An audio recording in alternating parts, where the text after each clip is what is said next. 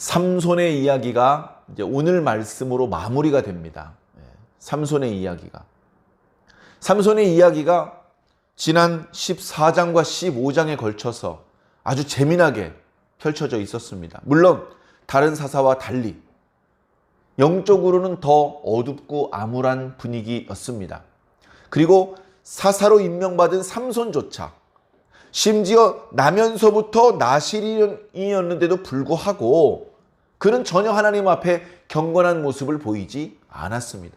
거짓말도 하고 사채도 만지고 포도주를 마시고 그가 지킨 것이라고는 머리털을 깎지 않은 정도밖에는 없는, 그저 이스라엘의 평범한 사람보다도 더 못한 망나니와 같은 모습을 하고 있었습니다. 그런데 그럼에도 불구하고 하나님께서 결정적인 순간마다 삼손에게 성령을 부으시고 삼손의 몸에서 괴력이 뿜어져 나오게 하셨습니다. 그리고 그 힘이 뿜어져 나올 때마다 이스라엘의 원수였던 블레셋 사람들을 쳐서 죽이는, 이스라엘의 원수를 갚고 이스라엘을 블레셋으로부터 해방시키는 일을 하게 되었던 것입니다. 그런 이제 이야기를 앞부분에 이제 했죠. 그리고 그 15장 끄트머리에 보면 이제 삼손이 사사로 20년 동안 지냈다, 이제 그런 말씀들이 나타납니다. 삼손이 마지막에 나귀 턱뼈로 블레셋 사람 1000명을 죽이고, 그렇게 되다 보니까 이제 블레셋 사람들이 더 이상 이스라엘을 괴롭히고 이스라엘 사람들에게서 막 약탈해가고 그렇게 못하게 되었나 보다. 삼손이 살아있는 동안에는 블레셋이 이스라엘을 넘보지 못했나 보다. 아이고, 여러 가지로 망나니 같은 모습이기는 했지만 그래도 삼손이 사사의 역할을 감당했네. 이스라엘을 구원했네. 이제 그렇게 이제 우리가 생각해 볼 수 있을 것 같습니다. 자, 그런데 이야기가 거기서 끝나도 될 것 같은데 오늘 이제 16장 삼손의 마지막에 해당되는 이야기가 나타납니다. 그러니까 아마도 1000명을 나귀 턱뼈로 때려 죽일 때로부터 20년 정도가 흘렀을 것입니다. 삼손도 이제 막 사회 초년생이 된 철없는 청년이 아니고 이제 어느덧 중년의 모습을 하고 있을 것이고, 그리고 그의 부모들 중에서도 또는 나이가 많은 친족들 중에서도 이미 세상을 떠난 그런 일들도 있었을 것입니다. 자, 그런 상황인데 오늘 말씀을 보니까 삼손이 아직도 정신을 차렸느냐? 아니요. 전혀 정신을 차리지 못하고 있습니다. 참 안타깝죠. 그죠? 막 경건하고 막 신실하고 그런 것까지는 기대하지 않는다 하더라도 좀 중간이라도 좀 했으면 좋겠다. 중간. 흔히 하는 말로 중간만이라도 좀 해라. 중간이 아니고 망나니 같은 짓을 계속해서 하고 있습니다. 오늘 말씀 1절에 보니까요, 삼손이요 가사에 내려갔다라고 기록하고 있습니다. 삼손이 가사에 내려갔다. 사실은 이게 조금 요즘 최근에 벌어진 사건하고 오버랩 돼가지고, 요즘 이스라엘이 가자 지구에 지금 막 침공을 하려고 하지 않습니까? 가자 지구에 있는 그 팔레스타인 사람들이 경고도 하지 않고 이스라엘을 기습 공격했죠. 막 낙하산 같은 걸 타고 넘어가가지고 선량한 이스라엘 사람들을 죽이고 납치해 갔습니다. 그리고 막 사제 폭탄 같은 걸 발사해가지고 막 터지고 사람들이 다치고, 이스라엘로서는 너무나 화가 나는 일이죠. 그러다 보니까 이제 우리가 가자 지구를 공격하겠다. 그래서 그 하마스가 운영하고 있는 것으로 알려져 있는 병원이나 방송국을 정밀 포격을 해서 벌써 폭발을 했고요. 이제 지상군까지 투입을 한다 만다 그러고 있습니다. 누가 잘했다, 누가 잘못했다를 말하기 조금 어렵습니다. 다만 민간인들이 이렇게 다치는 것에 대해서는, 죽는 것에 대해서는 너무나 안타깝죠. 너무나. 이스라엘 민간인이 죽는 거 너무나 안타깝습니다. 그럼 팔레스타인 사람들은 나쁜 사람들이니까 죽어도 되느냐? 아니죠. 거기 민간인들 우리랑 똑같은 사람들입니다. 거기 똑같은 남자가 있고 여자가 있고 노인이 있고 어린이가 있습니다. 우리랑 똑같습니다. 쓰는 언어가 다르고 문화와 기후가 다르고 생김이 다를 뿐입니다. 그런데 전혀 엉뚱한 이념이라든가 그런 것에 사로잡혀서 서로 죽고 죽이는 것을 참 너무나 안타깝게 생각하고, 어떻게 말렸으면 좋겠는데 당사자들의 감정은 대충 이렇게 참을 수 있는 그런 상태가 아닌 것 같아서 너무나 안타깝습니다. 사실은 팔레스타인이라는 말이 블레셋에서 나왔거든요. 그러니까 지금 블레셋하고 아직도 이스라엘 사이에 전투가 벌어지고 있습니다. 과거에도 가자 지구에 블레셋 사람들이 살고 있었는데 지금도 팔레스타인 사람들이 가자 지구에 살고 있습니다. 이 싸움이 빨리 끝났으면 좋겠는데, 결국 역사적으로 보면 블레셋이 힘이 강성을 해서 실질적으로 이스라엘 남서부를 지배를 했습니다. 그쪽 지역에 있던 사람들, 단지파나 유다지파 사람들은 편안하게 살려면 블레셋 사람들에게 조공을 바쳐야 돼요. 그런 정도로 막 블레셋 사람들이 몰려와가지고 인구도 많아지고, 그들은 이스라엘 사람들과 달리 강철권 문화를 가지고 있기 때문에 그냥 정상적으로 싸워서 이길 수가 없는, 이스라엘로서는 너무나 부담스럽고 두려운 존재였습니다. 그런데 나중에 우리가 잘 아는 것처럼 다윗 때 블레셋을 물리치다가 다윗 때에 거의 블레셋의 힘을 다 빼버렸어요. 블레셋 사람들을 싹 다 전멸시킨 것은 아니지만 명맥은 유지하고 있었지만 그 이후로는 블레셋이 이스라엘을 공격할 만한 힘이 없었습니다.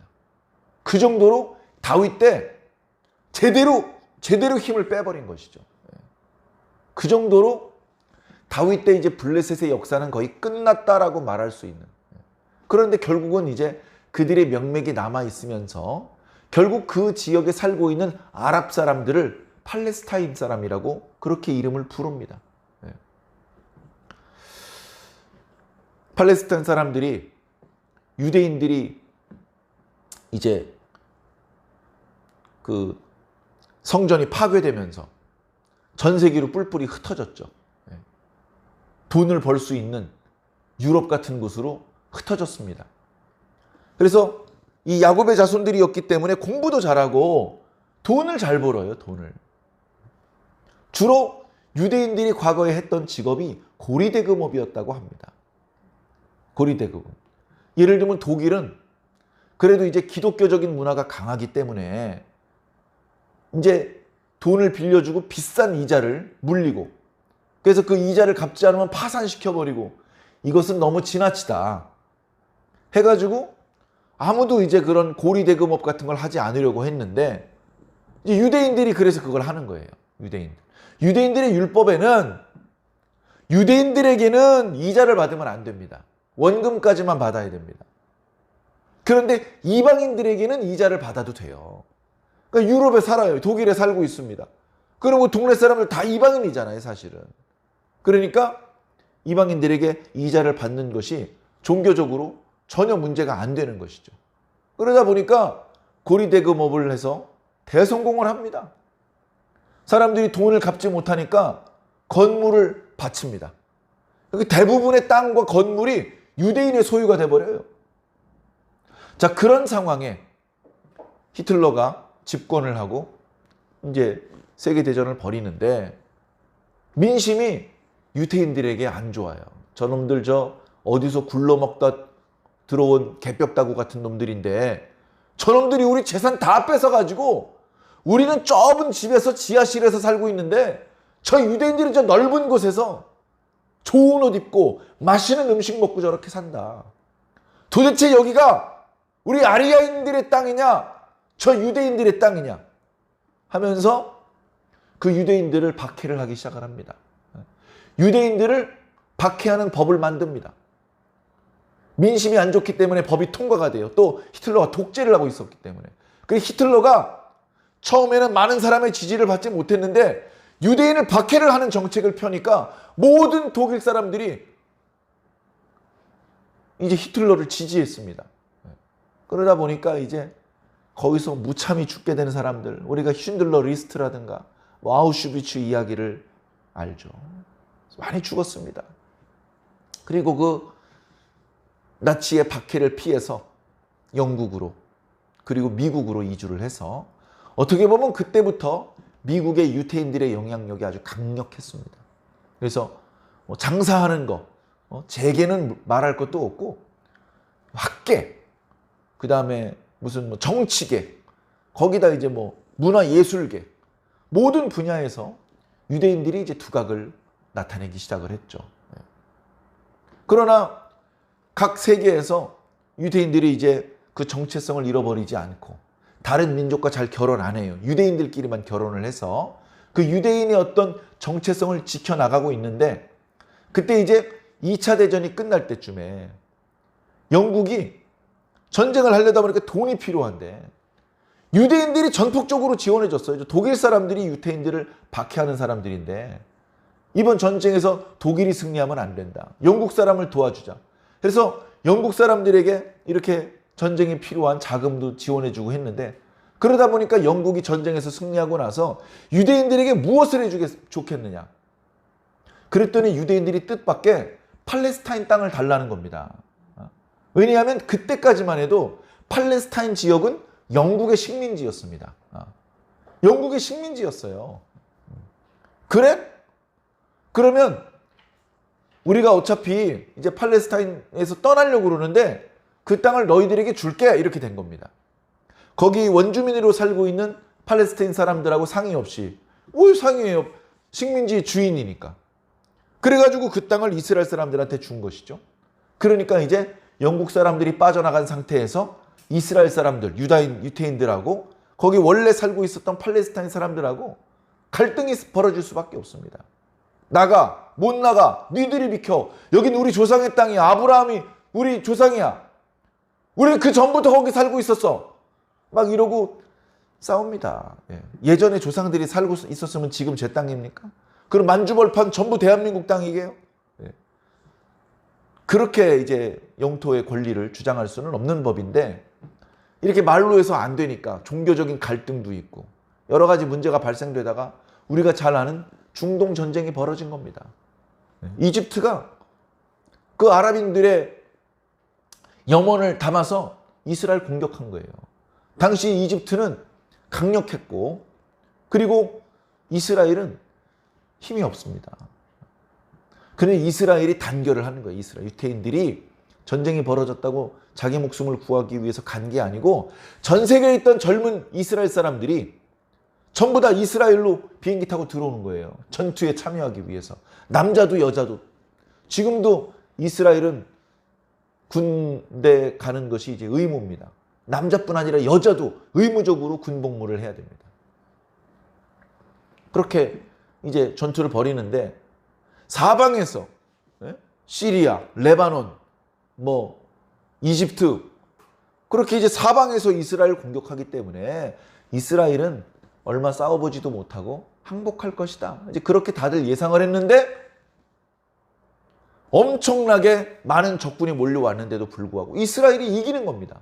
1차, 2차, 3차까지 이스라엘이 이겨버렸어요. 오히려 이집트를 멀리 쫓아내고 시나이 반도를 다 차지했어요. 전쟁이 끝날 때 강대국들이 이제 그만 싸우고 화해해라. 화해해라. 그래서 이스라엘이요. 아무 조건 없이 그 시나이 반도를 이집트한테 양보를 해줬습니다. 자기가 전쟁으로 점령했는데 다시 이집트한테 돌려줬어요. 지금 이집트 땅입니다. 그러면서 다시는 여기 시나이 반도를 지나서 우리를 공격하지 마라. 그렇게 부탁을 했죠. 그리고 나서 이제 지금까지 이른 거예요. 중간중간에 부분적으로 다툼이 있었지만 여기는 팔레스타인의 구역, 여기는 팔레스타인하고 유대인들이 같이 이용하는 지역, 여기는 팔레스타인들은 못 들어오는 유대인 전용 지역, 그렇게 이제 세 구역으로 나누어서 지금 이제 있는데, 그러다가 이제 얼마 전에 하마스가 팔레스타인 사람들이 공격을 한 겁니다. 참 안타까운 일이죠. 자, 그런데 어쨌든 결과적으로는 이스라엘이 이길 수밖에 없고, 지금 저 팔레스타인 땅에 이스라엘 나라 거기서 어떤 그 물리적인 전쟁의 승리를 말하는 게 아닙니다. 제가 말씀드린 건 영적인 의미를 말하는 겁니다. 결국은 하나님의 백성이 이길 수밖에 없습니다. 자, 조금 이제 설명이 길었는데요. 다시 본문으로 돌아와서 철이 없는 20년이나 지났음에도 불구하고 전혀 성숙해지지 못한 삼손은 그 이스라엘 땅으로부터 꽤 멀리 떨어진 가사 지방까지 내려갔습니다. 이 가사 지방은 블레셋의 5 방백들이 사는 도시 중에서 제일 남쪽 해안가예요. 그러니까 유다 땅, 그리고 삼손의 고향 단지파의 땅으로부터 상당히 먼 곳까지 온 겁니다. 그 삼손 때문에 많은 블레셋 사람들이 죽고, 그래가지고 이제 이스라엘을 공격하지도 못하고, 그러니까 블레셋 사람들 입장에서는 삼손이 얼마나 눈에 가시고 원수겠습니까? 그런데 삼손이 자기 발로 함정에 들어온 거예요. 가사지방까지 내려왔어. 그러니까 그 소문이 알려지는 거죠. 삼손이 가사성에 들어왔대. 삼손이 누구네 집에 지금 들어가 있대. 거기 누구 이제 기생의 집에 들어갔어요. 사사가 이래도 되는지 모르겠는데 사람들이 이제 삼손을 죽이기 위한 특공대가 편성이 됐습니다. 그런데 삼손이 힘이 강하기 때문에 그냥 정상적인 싸움을 해가지고는 힘 한번 써보지 못하고 다 죽어요. 오히려 블레셋 사람들이. 그러니까 삼손이 깊이 잠들었을 때를 기다립니다. 기다리자. 삼손 술 마셨지? 오케이. 삼손 잠들었지? 오케이. 조금만 기다려. 깊이 잠들면 그때 뛰어들어가서 죽이자. 자, 그런데 삼손이 그들이 기습하기 전에 한밤중에 깨어납니다. 깨어나가지고 밖에 지키고 있는 사람들을 우당탕탕 충돌해가지고 다 뚫고 나옵니다. 그리고서 이제 가사 성문이 닫혀 있었겠죠. 그 성문을 부셔요. 다 부셔. 그러면서 성 문짝이 좌우에 2개가 있었을 거 아닙니까? 그리고 그 성문을 지탱하는 문설주 2개. 그리고 문짝이 열리지 않게 가로지르는 빗장, 문빗장. 얼마나 클까요? 사람 한두 사람이 들 수 있는 무게가 아닙니다. 근데 그 전부를 삼손 혼자서 어깨에다 짊어맸습니다.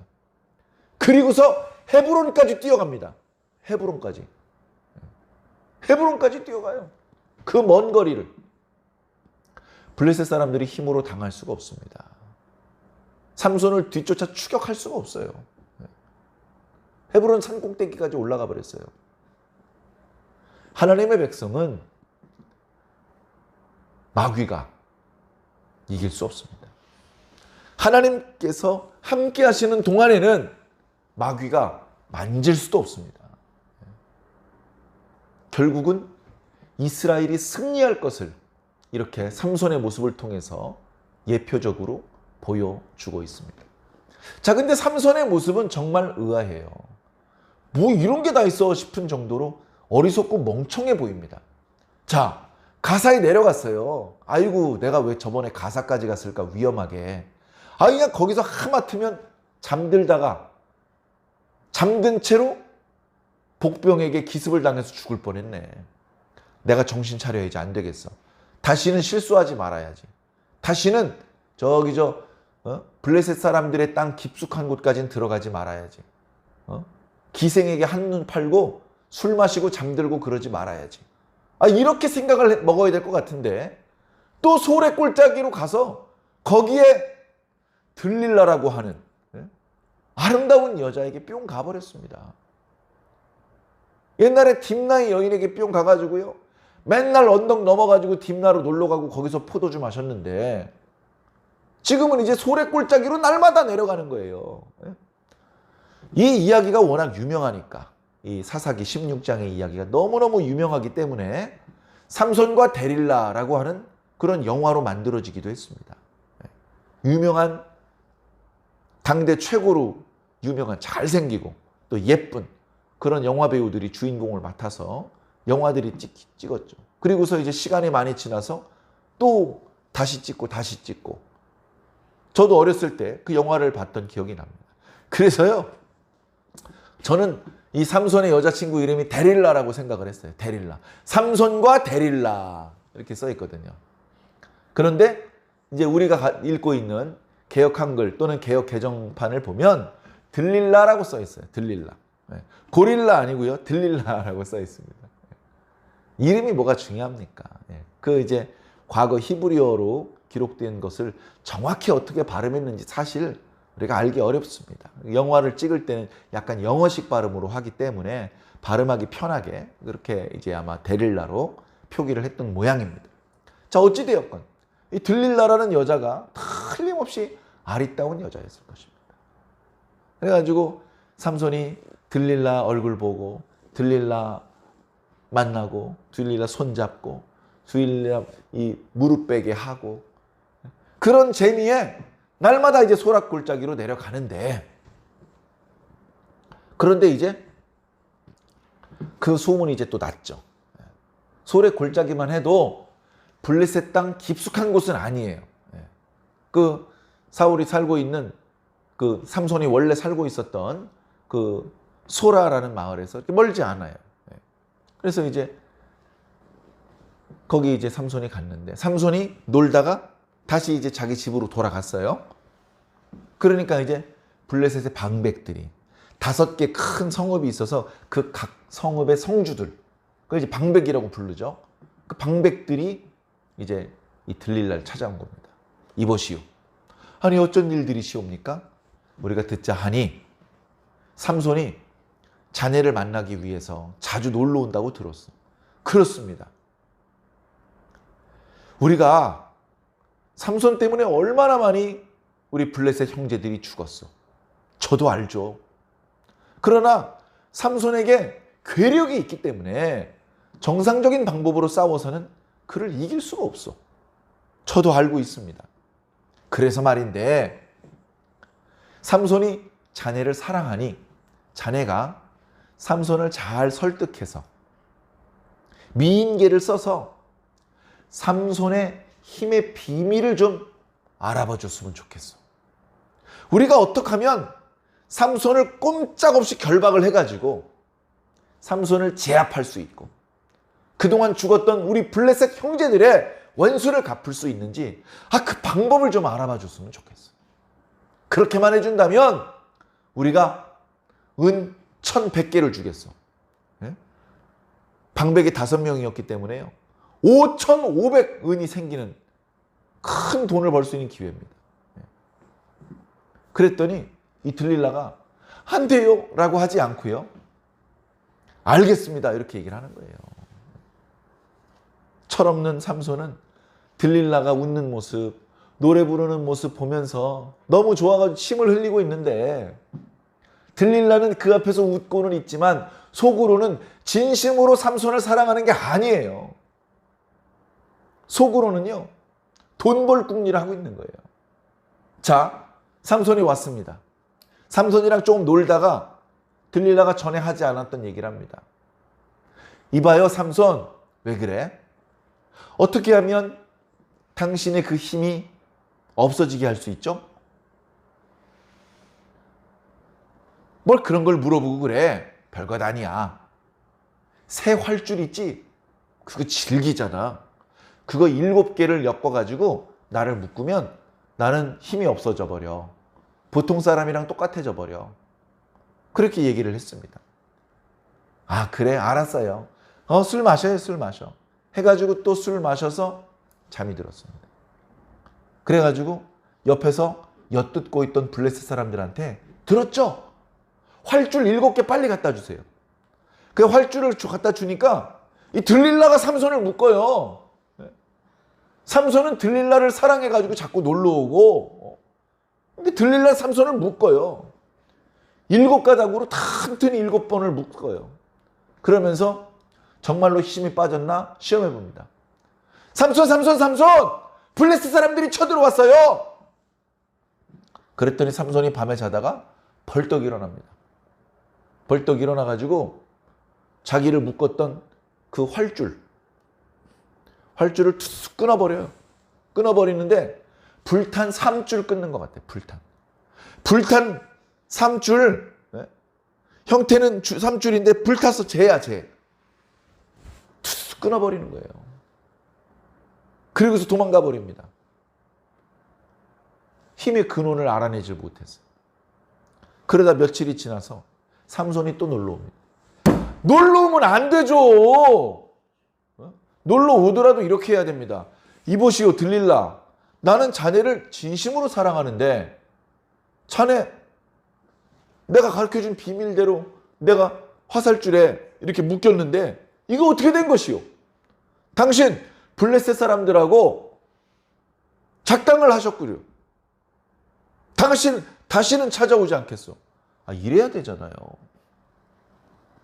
근데 거기서 또 눕고 희희낙낙하고 있습니다. 들릴라가 말합니다. 아니, 왜 지난번에 날 거짓말을 한 것이오? 당신 힘의 근원이 무엇인지 빨리 말해 주시오. 그랬더니 또 얘기를 합니다. 한 번도 써본 적이 없었던 새 밧줄, 그걸로 나를 묶으면 나도 꼼짝없이 힘을 잃게 돼. 거짓말이죠. 옛날에 그 무슨 에담 바위 틈인가요? 거기 숨어 있을 때 유다 사람 3,000명이 데리러 왔었잖아요. 그래서 이제 한 번도 써본 적이 없는 밧줄로 묶었죠. 그래가지고 이제 블레셋 사람들한테 잡혔는데 거기서 그냥 줄이 그냥 떨어졌다고 표현했어요. 순식간에 끊어져서. 그리고서 이제 나귀 턱뼈로 다 죽인 건데 거짓말을 하고 있는 것이죠. 그래가지고 삼손이 또 술을 마시고 잠이 들었습니다. 그러자 들릴라가 그 밧줄 한 번도 써보지 못한 새 밧줄로 삼손을 막 꽁꽁꽁 묶는 거예요. 꽁꽁꽁 묶어. 그리고선 밤중에 얘기를 합니다. 삼손! 블레셋 사람들이 쳐들어왔어요.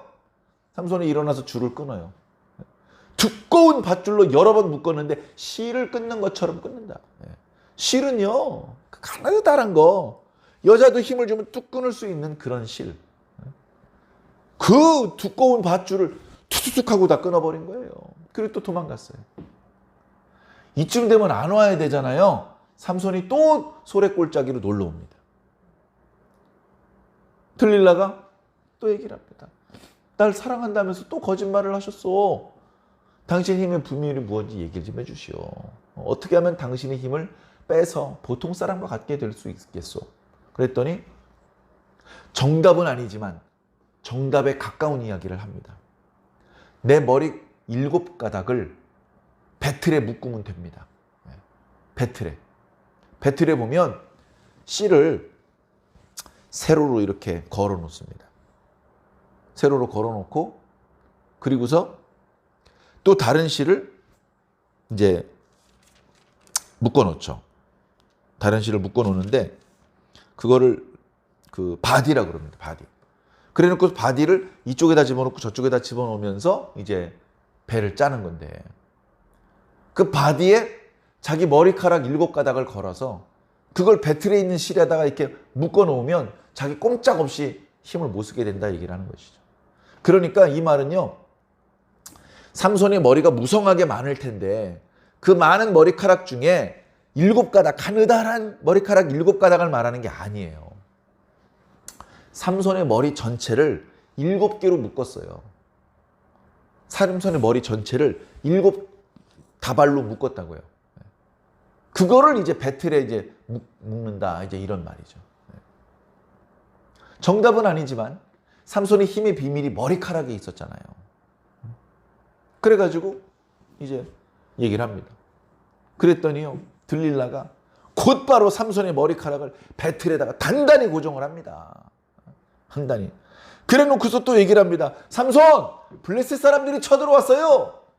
삼손이 벌떡 일어났는데 일어나 보니까 머리카락이 배틀에다 걸려 있습니다. 어떡합니까? 다 머리카락 꼬여 있는 거 다 풀러가지고 도망갔어요. 네.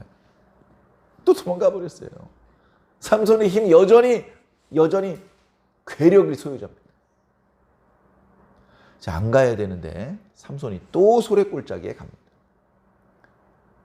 또 얘기를 합니다. 당신 날 사랑한다는 말 다 거짓이요. 나 이제 다시 오면 당신 안 만나주겠어. 아, 왜 그래 들릴라? 하면서 들릴라가 집요하게 재촉을 합니다. 울기도 하고 재촉을 하기도 하고 이거 안 알려주면 뽀뽀 안 해줄 거야 막 이러고. 그러니까 뭐라고 말합니까? 날마다 그 말로 그를 재촉하여 조름해 삼손의 마음이 번뇌하여 죽을 지경이라. 아, 죽을 지경이면 안 놀러 가면 되잖아요. 참 안타깝습니다. 삼손이 알았어 말해줄게. 아, 정말 머리 아프네. 잘 들어. 나는 사실 태어나면서부터 나시린이야. 그래서 난 태어난 때로부터 머리카락을 한 번도 민 적이 없어. 내가 만약에 머리카락을 밀게 된다면 나는 모든 힘을 잃어버리게 돼. 이건 정말 비밀인데 정말 아무한테도 얘기하면 안 돼. 그렇게 얘기를 하고는 또 잡니다. 얘기를 안 합니까? 자기 무릎에다 무릎베개를 하고 자게 만들어 놓고 자기가 직접 머리를 밀어버려요. 네? 머리를 어떻게 밉니까? 19절에 들릴라가 삼손에게 자기 무릎을 베고 자게 하고 사람을 불러 그의 머리털 7가닥을 밀어. 그냥 머리털을 다 밀은 거예요. 7가닥, 7다발을 밀은 거니까. 그 괴롭혀 봤는데 삼손이 힘이 없어졌어요.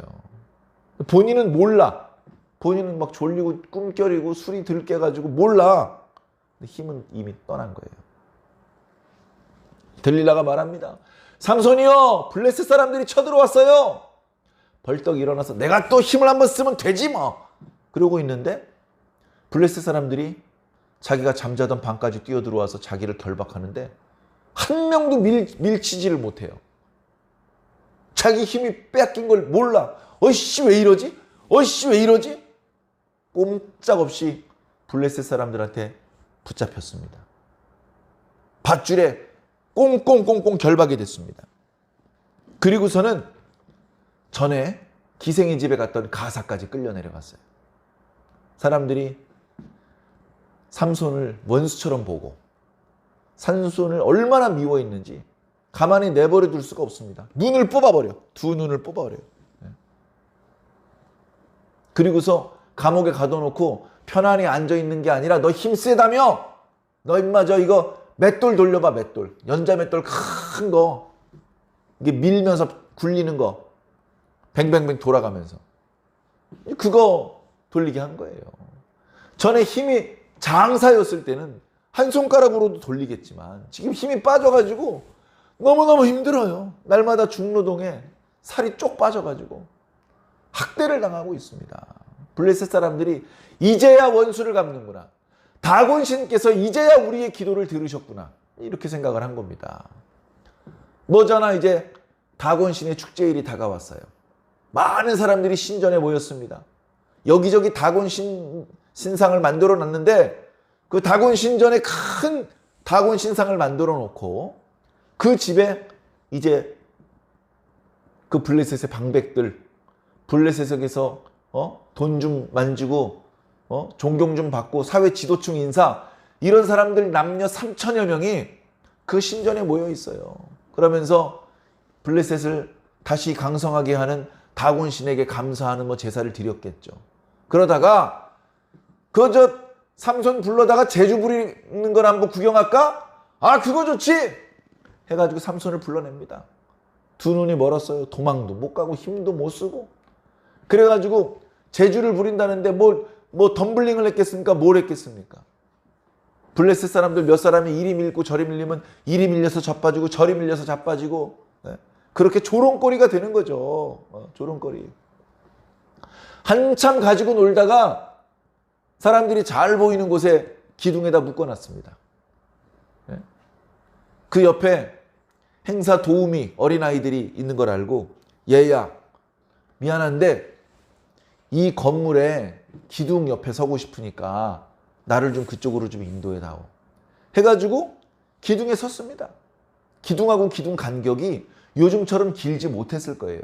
요즘은 레인포스트 콘크리트가 개발이 됐기 때문에 기둥하고 기둥 꽤 넓게 간격을 벌릴 수 있지만 예전에는 그냥 기둥 위에 돌을 얹어놨기 때문에 간격이 벌어지면 바로 무너져 버리기 때문에 간격이 좁았던 모양입니다.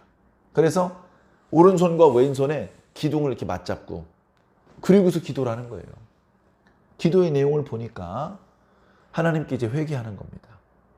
마지막으로 한 번만 더 강하게 해주시옵소서. 그래가지고 내 눈을 뽑아버린 이 원수를 단번에 갚게 해주시옵소서. 그렇게 마지막에 회개하고 기도를 하면서 몸을 수그렸다 그랬죠. 있는 힘을 다해서 그 기둥을 밀친 겁니다. 여러분 이제 뭐 옛날 건물들 돌로 만드는 그 기둥들 보면요. 그 길다란 기둥 전체가 하나의 돌이 아닙니다. 하나의 돌로 그렇게 큰 기둥을 만들기 어렵기 때문에 기둥을 만들고 그 위에 또 돌을 얹고 돌을 얹게 그런 구조로 만들었습니다. 밑에 있는 돌과 위에 있는 돌이 잘 붙어있게 하기 위해서 홈을 파서 그 홈을 딱 맞추어서 그렇게 이제 기둥을 차례대로 얹어서 큰 기둥을 하나 만드는 그런 형식이었습니다. 그러다 보니까 제대로 밀 수만 있으면 기둥이 순식간에 허물어져 버릴 수가 있는 것이죠.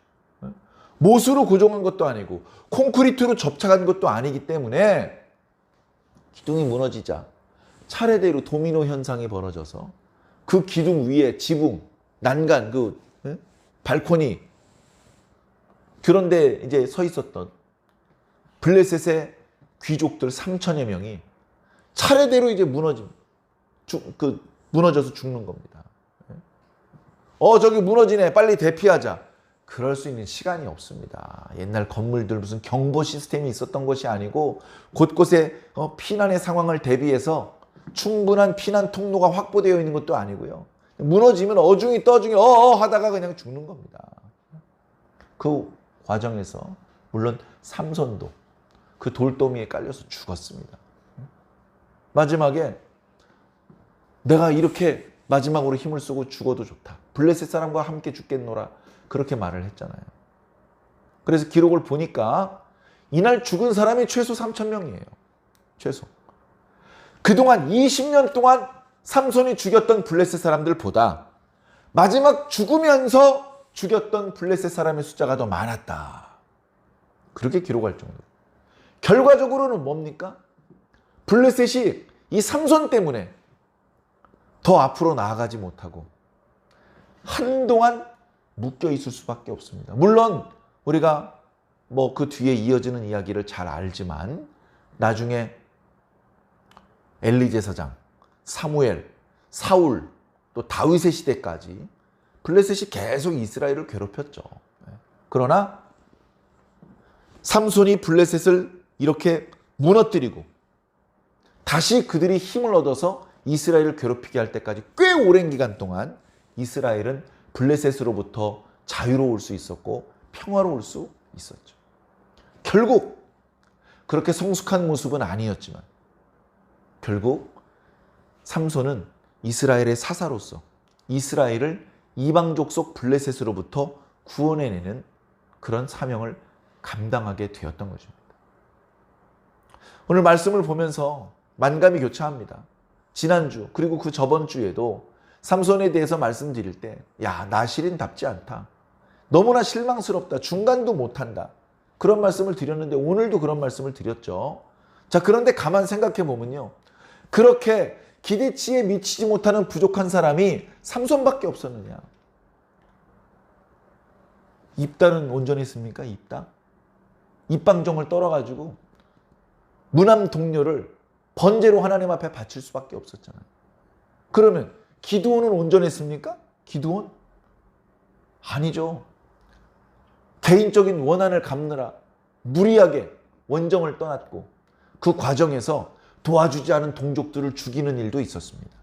그리고 마지막에 사람들이 자신을 왕으로 세우려고 하는 것을 거절하는 것은 잘했지만 그 과정에서 백성들에게 금을 요구하고 그리고 그것으로 백성들을 음란에 우상 숭배 문화에 빠지게 만드는 그런 실수를 했습니다. 많은 아내를 두고 많은 아들을 두고 결국 그 아들들이 서로를 죽고 죽이는 그런 불상사를 야기시키기도 했습니다. 온전해 보이는, 특별히 흠을 잡기 어려운 그런 사사도 물론 있지만 사사들도 부족합니다. 선지자들은 다 완벽합니까? 이스라엘의 유다의 왕들은 다 완벽합니까? 오늘날로 말하면 목사님들은 다 완벽합니까? 장로님들은 완벽해서 장로된 겁니까? 많이 좋아졌지만 여전히 온전하지 못한 부분들이 있습니다. 여전히 부족한 부분들이 있습니다. 그런데 우리가 부족하기 때문에 하나님의 일이 실패하고 하나님의 뜻이 좌절되고 그건 아니라는 겁니다. 모세가 말을 잘 못했어요. 그 모세 사명 실패했습니까? 아니라니까요. 부족한 게 많아요. 우리의 발목을 잡는 것 같은 그런 핸디캡, 그런 것들이 많이 있어요. 그런데도 불구하고 하나님의 뜻은 전혀 방해를 받지 않고 성취된다. 그것을 우리는 성경을 통해서 만나볼 수 있는 것입니다. 아하, 나도 부족한데 삼손도 어지간히 부족한 사람이었네. 아이고, 근데 삼손을 통해서도 하나님의 뜻이 이루어지네. 아이고, 죄인 괴수 바울, 근데 바울을 통해서도 하나님께서 일하시네. 하나님께서 전혀 불편 없이 당신의 뜻을 이루어 가신다는 겁니다. 우리가 부족하죠. 안 부족하다가 말하면 거짓말입니다. 그 부족한 것이 드러나지 않고 잘 다스려지기만 해도 좋겠습니다. 자, 그런데 우리가 여전히 이렇게 부족한데도 불구하고 하나님께서는 우리를 부르시고 우리를 당신의 일꾼으로 세우시고 우리를 당신의 동역자로 삼아주십니다. 그래 하다 보면 잘 안 되죠. 잘 안 됩니다. 잘 안 돼요. 우리의 바램대로 되는 게 아니에요.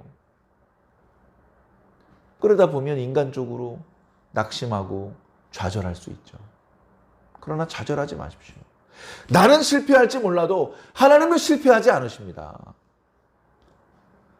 나는 목표를 달성하지 못했지만 하나님의 뜻은 성취가 된단 말입니다.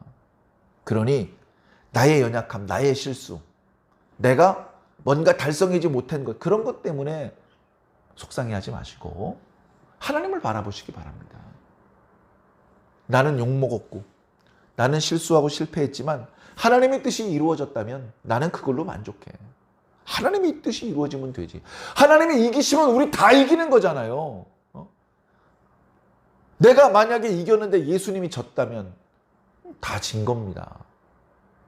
사랑하는 성도 여러분, 우리가 부족하지만 그런 우리를 통해서도 하나님께서는 얼마든지 당신의 뜻을 이루실 수 있습니다.